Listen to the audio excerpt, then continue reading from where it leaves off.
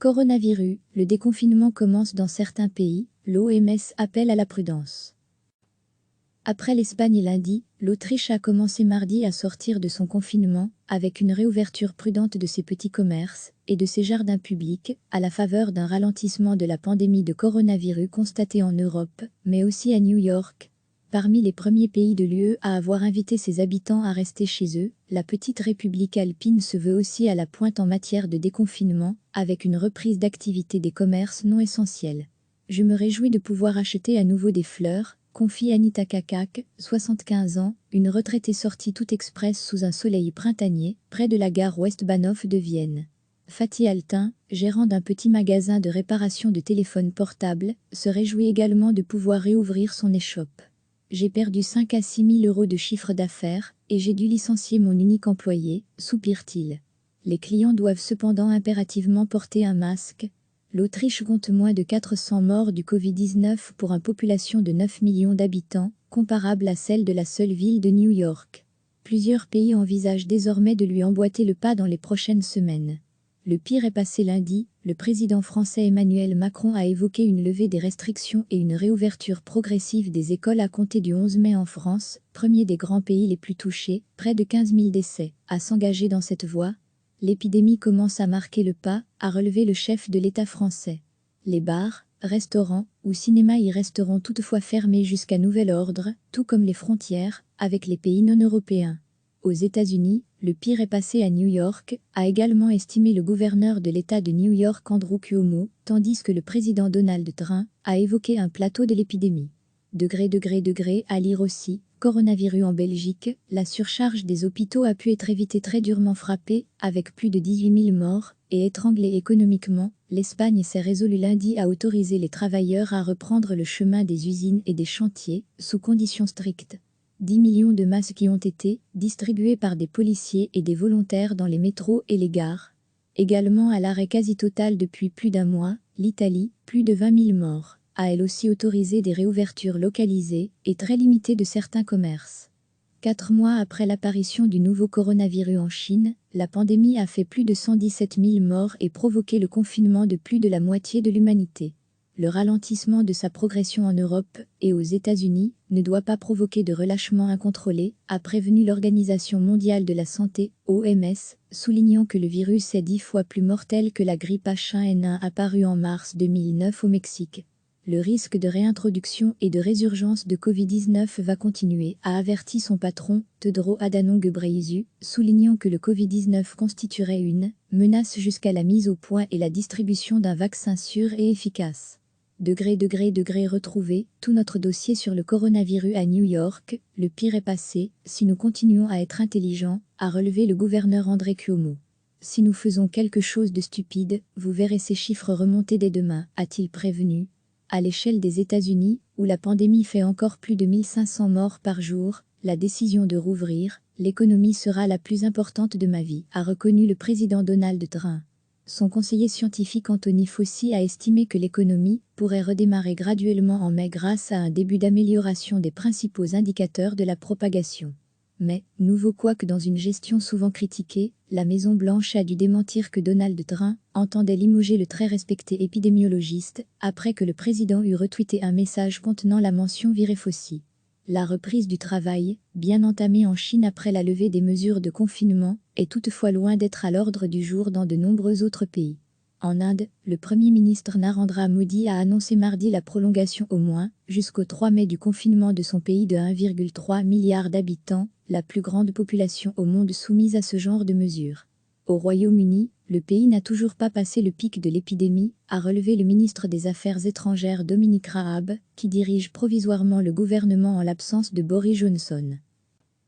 Ce dernier, contaminé par le Covid-19, est en convalescence dans la résidence de campagne des premiers ministres, dans le nord-ouest du pays, après avoir frôlé la mort.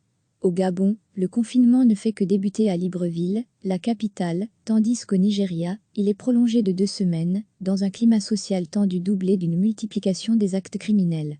En Russie, le président Vladimir Poutine a reconnu que la situation n'évoluait pas dans la meilleure direction, évoquant des pénuries d'équipements de protection pour les personnels médicaux.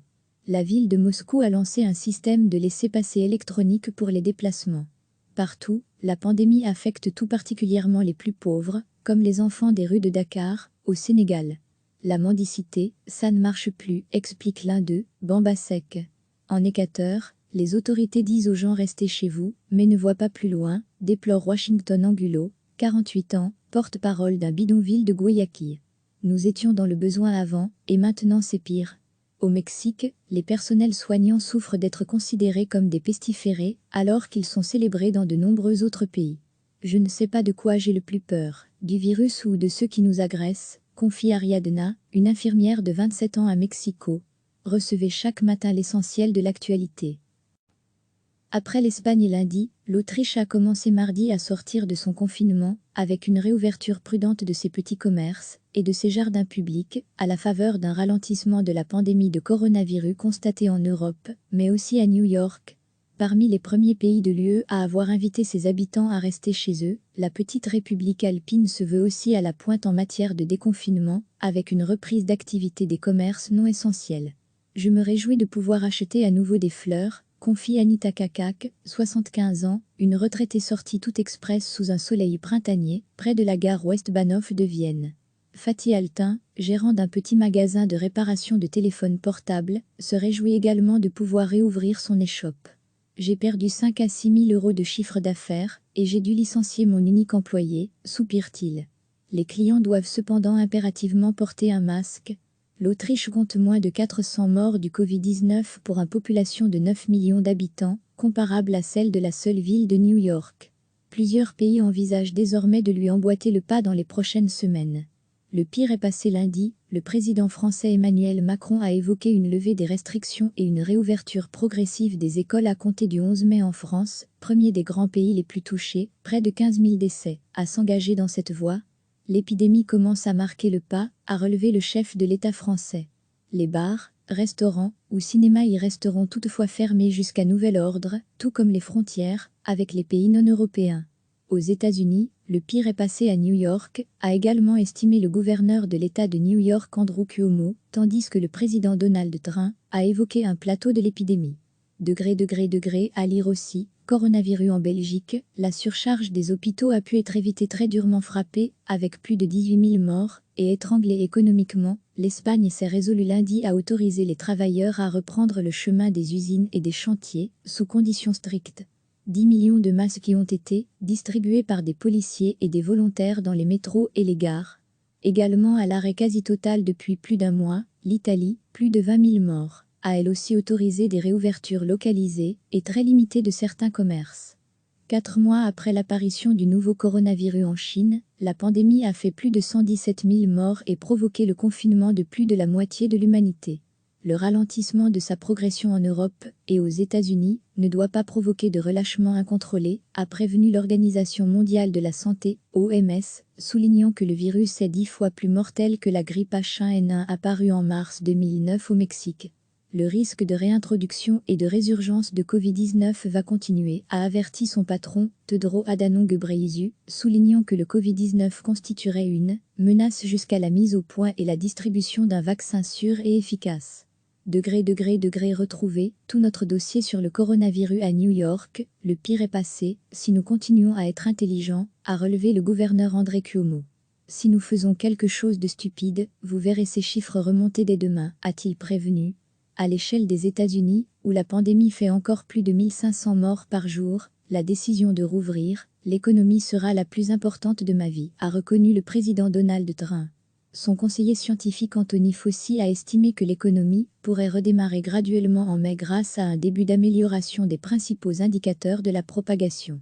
Mais, nouveau couac dans une gestion souvent critiquée, la Maison-Blanche a dû démentir que Donald Trump entendait limoger le très respecté épidémiologiste, après que le président eut retweeté un message contenant la mention viré Fauci. La reprise du travail, bien entamée en Chine après la levée des mesures de confinement, est toutefois loin d'être à l'ordre du jour dans de nombreux autres pays. En Inde, le Premier ministre Narendra Modi a annoncé mardi la prolongation au moins jusqu'au 3 mai du confinement de son pays de 1,3 milliard d'habitants, la plus grande population au monde soumise à ce genre de mesures. Au Royaume-Uni, le pays n'a toujours pas passé le pic de l'épidémie, a relevé le ministre des Affaires étrangères Dominic Raab, qui dirige provisoirement le gouvernement en l'absence de Boris Johnson. Ce dernier, contaminé par le Covid-19, est en convalescence dans la résidence de campagne des premiers ministres, dans le nord-ouest du pays, après avoir frôlé la mort. Au Gabon, le confinement ne fait que débuter à Libreville, la capitale, tandis qu'au Nigeria, il est prolongé de 2 semaines, dans un climat social tendu doublé d'une multiplication des actes criminels. En Russie, le président Vladimir Poutine a reconnu que la situation n'évoluait pas dans la meilleure direction, évoquant des pénuries d'équipements de protection pour les personnels médicaux. La ville de Moscou a lancé un système de laissez-passer électronique pour les déplacements. Partout, la pandémie affecte tout particulièrement les plus pauvres, comme les enfants des rues de Dakar, au Sénégal. La mendicité, ça ne marche plus, explique l'un d'eux, Bamba Sek. En Équateur, les autorités disent aux gens restez chez vous, mais ne voient pas plus loin, déplore Washington Angulo, 48 ans, porte-parole d'un bidonville de Guayaquil. Nous étions dans le besoin avant, et maintenant c'est pire. Au Mexique, les personnels soignants souffrent d'être considérés comme des pestiférés, alors qu'ils sont célébrés dans de nombreux autres pays. Je ne sais pas de quoi j'ai le plus peur, du virus ou de ceux qui nous agressent, confie Ariadna, une infirmière de 27 ans à Mexico. Cliquez sur s'abonner pour recevoir les dernières nouvelles.